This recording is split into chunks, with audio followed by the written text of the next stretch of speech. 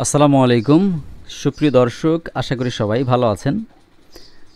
আজকে যে ভিডিওটি আমি আপনাদের সামনে নিয়ে হাজির হলাম, আপনাদেরকে সম্পূর্ণ একটি বিষয় দেখাবো যে আহ, কি ভুল অনেক সময় হয়ে যায় আপনাদের এই পন্ড সেটআপের ক্ষেত্রে সেটি।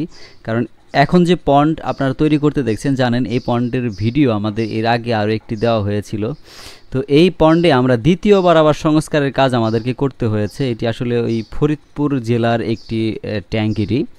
তো ভদ্রলোকের এখানে যে ট্যাঙ্ক করা হয়েছে সেখানে মূলত আউটলেটের জন্য প্রথমে কোনো সিস্টেম রাখা হয়নি। আপনারা পুরো পন্ড দেখতে পাচ্ছেন যে কোথাও আউটলেটের কোনো সিস্টেম রাখা হয়নি।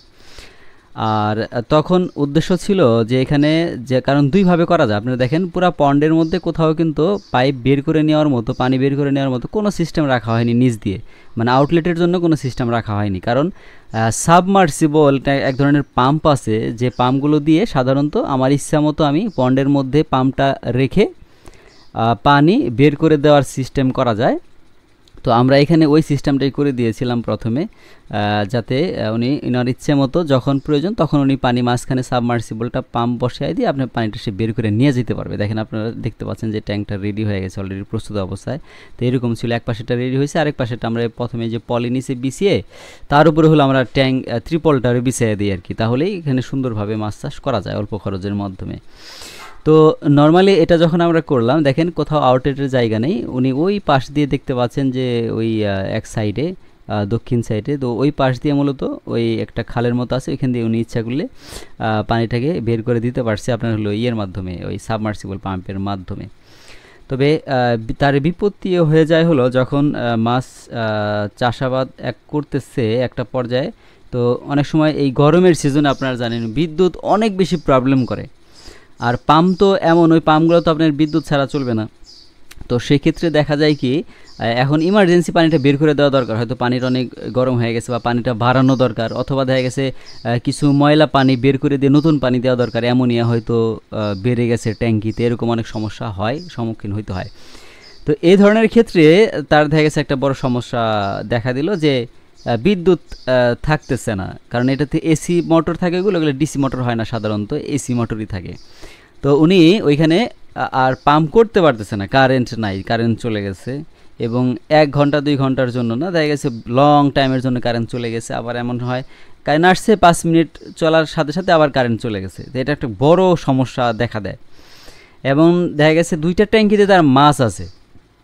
তো 2টা ট্যাঙ্কিতে যখন মাছ আছে এবং পানি সে বাড়াইতে পারতেছে না, এবং ময়লা পানিটাও বের করে দিতে পারতেছে না, যেহেতু প্রপার বায়োফ্লক না, এখানে প্রপার বায়োফ্লক বলতে যেটা আমরা ব্যাকটেরিয়া চাষ করে পানিটাকে ভালো রাখার সিস্টেমটা করি, সেটা হলো প্রপার আপনার হলো বায়োফ্লক। সেটা করলে অনেক সময় দেখা গেছে আপনার এত পানি চেঞ্জ করার প্রয়োজন হয় না সাধারণত।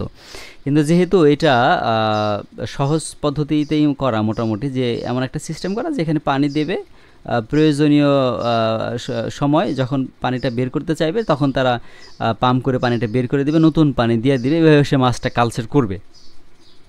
কিন্তু বিপত্তিটা হলো তখনই যখন এই সে নিয়মিত পানিটা দিতে পারতেছে না, যখন মাছের পানির চাহিদাটা দরকার। দেখা গেছে আমার 3 ফিট পানি পন্ডে রাখা দরকার, তার এখানে 2 ফিট পানি ছিল, সে ধাপে ধাপে পানিটা বাড়াইতেছে, বা মাছটার গ্রোথের পাশাপাশি ধাপে ধাপে সে পানিটাকে বাড়াই নিতেছে। তখন কিন্তু দেখা গেছে সে পানি যখন প্রয়োজন দিতে চায় তখন সে দিতে পারতেছে না, এটা একটা বড় প্রবলেম। তো এই জন্য আমরা পরে কি করলাম, সেটি আমি আপনাদেরকে অবশ্যই ভিডিওতে ইনশাল্লাহ লাস্টের দিকে, আপনারা ভিডিওটা সম্পূর্ণ দেখেন, এটা অনেক কিছু আজকে শিখতে পারবেন, জানতে পারবেন। তো লাস্টের দিকে আমরা দেখাবো যে কীভাবে আমরা আউটলেটটা পরবর্তীতে রিকভারি করলাম এই ট্যাঙ্কের। তো প্রথমে আমি আপনাদেরকে একটা জিনিস দেখানোর চেষ্টা করছি। দেখেন এই যে এইটা হলো ত্রিপল, হ্যাঁ। তো আপনারা যারা পন্ড তৈরি করবেন, আপনারা দেখেন মাঝখানে চতুর্দিক থেকে কিন্তু একটু ঢালু আকারে আসছে। আমি আগে পন্ডটার একটু বর্ণনা দিয়ে নেই, যারা আপনারা ট্যাঙ্ক করতে চাচ্ছেন তো তাদের একটু বর্ণনা দেব, এবং কারা পন্ড করবেন বা কিভাবে করবেন সে বিষয়ে বলবো, এবং ফাইনালি লাস্টে আমরা দেখানোর চেষ্টা করব যে এই পন্ডটাকে কিভাবে রিকভারি করলাম, সেটাও আমি আজকের এই ভিডিওতে আপনারা দেখতে পারবেন ইনশাল্লাহ। তো পন্ডের ব্যাপারে আগে একটু বলি যে পন্ড আপনারা তৈরি করবেন হলো চতুর্দিক থেকে একটু ঢাল হয়ে মাঝখানের দিকে আসবে, এবং মাঝখানে তুলনামূলক চতুর্দিক থেকে একটু নিচা থাকবে। আর চতুর্পাশে আপনাদের যে বস্তা দিয়েই পার বানাইতে হবে বিষয়টা কিন্তু এমন না। আপনারা নর্মালি মাটি দিয়েও কিন্তু পার বানাইতে পারেন, অর্থাৎ নর্মালি পুকুর আমরা যেভাবে খনন করা হয় আপনারা জানেন আমাদের গ্রাম অঞ্চলে পুকুরে মাছ চাষ করা হয়, তখন কিন্তু ভালো একটা জমিতে দেখা যায়, জমিতে কী করা হয়, মাটি কেটে চতুর্দিকে চালা তৈরি করা হয় পুকুরের, অর্থাৎ পাড় তৈরি করা হয়। আপনারা কিন্তু এইভাবেও করতে পারবেন যে যে ভূমি ল্যান্ড আপনার মধ্যে, যে ল্যান্ডের মধ্যে আপনি পন্ডের করতে চাইতেছেন ওইটার মধ্যে কিন্তু 2 ফিট বা এরকম 2.5 ফিট গর্ত করলেই আপনার যে মাটি বের হবে সেই মাটি দিয়ে চতুর্দিকে আপনি পার বানাইতে পারবেন। আর এখানে দেখতে পাচ্ছেন যে বস্তা দিয়ে করা হয়েছে, কারণ এখানে জমিটা অত নিচা করা যায় নাই, যে কারণে কিন্তু এই চতুর্দিকে পার তৈরি করা হয়েছে বস্তা দিয়ে। আর বস্তাগুলো দেখেন আপনারা কীভাবে সাজানো হয়েছে, ইটের মতো গাঁথনির মতো করে, এইভাবে দিতে হবে। আর অনেক সময় দেখা গেছে আপনারা বস্তা ফুল ভরেন, হ্যাঁ, বস্তা ফুল ভরা যাবে না, বস্তা মূলত আপনার 3 ভাগের 2 ভাগ ভরতে হবে আর 1 ভাগ খালি রাখতে হবে, তাও এটা সর্বোচ্চ ম্যাক্সিমাম লেভেলের। আর তা না হয় আপনার বস্তার অর্ধেক ভরবেন, অর্ধেক খালি রেখে তারপরে মুখটারে সেলাই করে দিবেন, তাহলে কী হবে, বস্তাটা চ্যাপটা হবে এবং একটার উপরে আরেকটা সুন্দরভাবে একদম পিটা বসবে, তাহলে এটা পড়বে না, হেলে ধুলে পড়ে যাবে না। আর 2 সাইড থেকে নিচে 1 ফিট পরিমাণ করে মাটি দিয়ে ঠেকনা দিবেন এইগুলারে, বস্তাগুলারে, যাতে বস্তাগুলো কোনো দিকে পড়ে না যায়। এটা কিন্তু খুব গুরুত্বপূর্ণ বিষয়, এগুলো আপনাকে হিসাব করে রাখতে হবে। এবং বস্তাটা একটার উপরে একটা এইভাবে সোজাসুজি উঠানো যাবে না, তাইলে পড়ে যাবে। ইটের গাঁথনি যেভাবে থাকে, অর্থাৎ 2টা বস্তার মাঝখানে একটা বস্তা ফেলাইতে হবে, যাতে 2টা বস্তা একটা বান পড়ে যায়, এইভাবে বস্তাগুলো আপনারা দিবেন। আর এই যে এই পন্ডে আমরা যে ত্রিপলটা আপনারা দেখতে পাচ্ছেন, অরেঞ্জ ব্লু কালারের ত্রিপল, এগুলো কিন্তু সব কোরিয়ান ত্রিপল। আর কোরিয়ান ত্রিপলের এই কালারগুলোকেই কিন্তু ওই যে অনেক সময় বাংলা ত্রিপলগুলো মানে মনে করে যে কালার দেখলে মনে করে কিন্তু বাংলা ত্রিপল রে ভাই, না, এগুলা অরিজিনালি কোরিয়ান ত্রিপল। এবং কোরিয়া থেকে যে ত্রিপলটা হয় সেটাই বাংলাদেশে অনেক সময় তৈরি করে, কিন্তু ওগুলা দিলে আপনার মাছ চাষ করতে পারবেন না, ওগুলো আপনার কেমিক্যাল রিয়াকশন হয়, অনেক সমস্যা হবে, এগুলা কম দামি ত্রিপল, ওগুলো চলবে না। এগুলো হলো কোরিয়ান ত্রিপল এবং এগুলো মূলত মাছ চাষের জন্যই তৈরি করা হয়েছে, ঠিক আছে। তো এই ত্রিপলগুলো, এটা আমরা 2টা ত্রিপল দিয়ে মূলত কাজ হয়, কারণ এর চাইতে বেশি মোটা হইলে সেটা আপনি কোনা ভাঁজ করা যায় না। আপনারা দেখবেন, আমরা পন্ডের সামনে আপনাদেরকে দেখাবো যে কীভাবে কোনাগুলো ভাঁজ করে সুন্দর করে মিশিয়ে দিতে হয়। তো ওই কোনা ভাঁজ করা যায় না, এর সাথে বেশি মোটা হলে 500-600 জিএসএমের হলে ওগুলো দিয়ে কোনা ভাঁজ করা যায় না। আর যদি কেউ আপনার 500-600 জিএসএম দিয়ে বলে যেভাবে কোনা ভাঁজ করে দেওয়া যাবে, তাহলে বুঝবেন ওটা জিএসএম কম আছে, ওটা আর মূলত আপনার 500-600 জিএসএম ওরা দেয় নাই। আমাদের এই যে এটা দেখতে পাইতেছেন 450 জিএসএমের যেগুলো ত্রিপল, এইগুলাই এই যে কোনা দেখেন সুন্দর করে যে ভাঁজ করছি, যে পানি দেওয়া হইতেছে ট্যাঙ্কিতে, তো এই কোনা ভাঁজ করা যাবে না যদি এর সাথে বেশি মোটা হয়। আর একটা আছে এটার সাথে আরেকটু পাতলা, সেটা হলো আপনার যে কলাপাতা কালারের, 2 পাশে কলাপাতা কালার থাকে, ওইটা 350 জিএসএম, ওইটা দিয়েও আমরা পন্ড করি, ওটাও অনেক ভালো ত্রিপল। আর এই ত্রিপলগুলো মূলত দেখা গেছে আপনার প্রায় 5-7 বছর অনায়াসে করা যায়, যদি ইঁদুরে নষ্ট না করে বা উঠতে নামতে যায়, যদি আপনার নিজস্বভাবে ক্ষতি না হয়, তাহলে সাধারণত এইগুলো সহজে নষ্ট হয় না। তো এবার আমি যে কথাটি বলবো খুবই গুরুত্বপূর্ণ, আপনার মনোযোগ দিয়ে একটু শুনেন। সেটা হলো কী সাইজের পন্ড করলে আপনাদের রেজাল্ট ভালো হবে। এটা আসলে অনেকেরই প্রশ্ন থাকে, অনেকের জানার ইচ্ছা থাকে। তো যাই হোক, ভিডিওর মাঝামাঝিতে এসে আমি কথাটি বলে দিচ্ছি।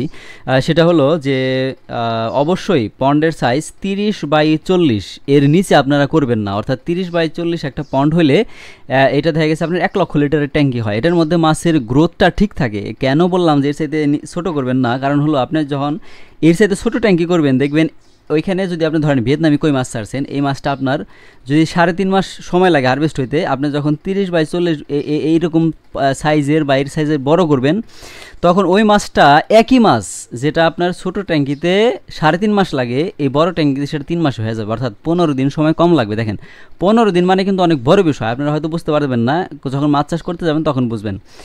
এইখানে হলো এই 15 দিন বেশি সময় লাগলে এমনও দিন হয় যে মাছ হারভেস্টিংয়ের আগ মুহূর্তে আপনার পার ডেতে 2 থেকে 3 বস্তা খাদ্য লাগে। ধরেন আপনি 2 বস্তাও যদি মিনিমাম লাগে, আপনার 15 দিনে 30 বস্তা খাদ্য লাগে। 2000 টাকা করে দাম হলে পরে প্রায় কত আসতেছে হিসাব করছেন, 30 দুগুণে 60,000 টাকা, অর্থাৎ 15 দিন বেশি সময় লাগার কারণে এখানে অতিরিক্ত 60,000 টাকা আপনার বেশি খরচ হয়ে যেতেছে। এই জন্য মাছের গ্রোথ ঠিক রাখার জন্য বড় পন্ড খুবই গুরুত্বপূর্ণ। আরেকটা বিষয় হলো একটা প্রজাতি মাছ করার জন্য 2টা ট্যাঙ্কি আবশ্যক, কারণ একটা ট্যাঙ্কিতে যদি আপনার মাছ ছাড়েন, দেখবেন 1 লক্ষ পোনা ছাড়ছেন, 30,000 পোনা বড় হয়েছে, বাকি 60,000 পোনায় আপনার 1-1.5 ইঞ্চি ছোটো ছোটো পুঁটি মাছের মতো হয়েছে, মাছটা বড় হবে না। এটা একটা বড় সমস্যা। এই জন্য হলো একই সাইজে 2টা ট্যাঙ্কি করবেন, যাতে মাছগুলাকে গ্রেডিং করা যায়। যেমন কই মাছের আমরা যেটা কাজটা করি, কই মাছের পোনা ছাড়ার পরে পোনা ছাড়ার 4 সপ্তাহের মাথায় এই মাছটাকে কিন্তু আমরা সুন্দর করে গ্রেডিং করি, অর্থাৎ বাছাই করে দিই, ছোটো বড় আলাদা করে বাছাই করে দিতে হয়। বাছাই করে দিলে যেটা হয়, বড় পোনাটাকে আমরা আলাদাভাবে বড় খাবারটা দিতে পারি এবং ছোটো পোনাটাকে আলাদাভাবে ছোটো খাবারটা দিতে পারি, তখন দুইটার মধ্যেই ট্যাঙ্কিতেই মাছটা বড় হয়। এবং আমাদের যে ওয়েট আসার কথা, যে আমরা এইখানে মাছটা চাষ করছি 1 লক্ষ লিটারে, আমাদের 1 টন মাছ আসার কথা, 1 টন না আসলেও অন্তত আপনি 800 কেজি বা 900 কেজি মাছ আপনি পাবেন। কিন্তু যদি গ্রেডিংটা না করে দেন, যখন 3 ভাগের 1 ভাগ মাছ বড় হবে, 2 ভাগ মাছ ছোটো থেকে যাবে, যেখানে 1000 কেজি মাছ আসার কথা ওইখানে মাছ আসবে 300 কেজি। তাহলে 1000 কেজি মাছের জায়গায় 300 কেজি মাছ আসলে লাভ তো দূরের কথা, আপনার চালান উঠবে না। এই জন্য দুইটা বিষয় খুবই গুরুত্বপূর্ণ মনে রাখবেন। একটা হলো ট্যাঙ্কের সাইজ, কোনোভাবে যেন 30-40-এর নিচে না হয়। দ্বিতীয় আরেকটা হলো, এক একটা প্রজাতি মাছের জন্য অবশ্যই আপনাকে 2টা ট্যাঙ্কি আবশ্যক করতে হবে। এটা একটু মাথায় রাখবেন, তাহলে আপনি বায়োফ্লকে লাভ কম হোক বেশি হোক সেটা বড় বিষয় না, কিন্তু লস হবে না। তো চলুন এবার আমরা দেখব যে কীভাবে আমরা ট্যাঙ্কগুলোকে নতুন করে রিকভারি করলাম এবং আউটলেটের জন্য জায়গা করলাম, সেই বিষয়টি আমি আপনাদেরকে একটু দেখাই নিয়ে আসি। প্রিয় দর্শক, তো আপনারা দেখতে পাচ্ছেন, তো এখানে কিন্তু এই ত্রিপলগুলোকে আবারও নতুন করে ওঠানো হলো, প্রায় পন্ড বানানোর প্রায় 3-4 মাস পরে। আর এইখানে হলো মূলত মাছ কালচার চলতেছিল, এখানে আমাদের কই মাছ ছিল, তো সরি এখানে আমাদের তেলাপিয়া মাছ ছিল। তো এই তেলাপিয়া মাছগুলা স্থানান্তরিত করা হয়েছে, অর্থাৎ এই যে পাম্প দেখতে পাচ্ছেন, এই পাম্প দিয়েই মূলত আগে পানিটাকে পাম্প করে বের করা হতো, সাবমার্সিবল পাম্প। তবে এখন আমরা ওইখানে গর্ত দেখতে পাচ্ছেন, মূলত ওইখানে আমরা পাইপ সেট আপ দিচ্ছি, যেটা দিয়ে ট্যাঙ্কের বাইরে পানিটা আমরা বের করে যেন দিতে পারি, একদম পন্ডের মাঝখান থেকে এক সাইড দিয়ে বের করে একদম চলে যাবে। অর্থাৎ বাইরে একটা বল ভাল্ব সিস্টেম থাকবে, কীভাবে সিস্টেম করি সেটা আমরা দেখাবো, পাইপ দিয়ে কীভাবে সিস্টেম করতেছি সেটা, যে ওই সিস্টেম করলে ওই পাইপটা এখান থেকে উঠায় ফেললে এদিক থেকে পানিটা বের হবে, আবার পাইপটায় আটকায় দিলে আর পানিটা বের হইতে পারবে না, আমাদের ইচ্ছা মতো পানিটাকে আমরা তখন বের করতে পারবো, আমাদের কিন্তু কোনো কারেন্টের প্রয়োজন হবে না।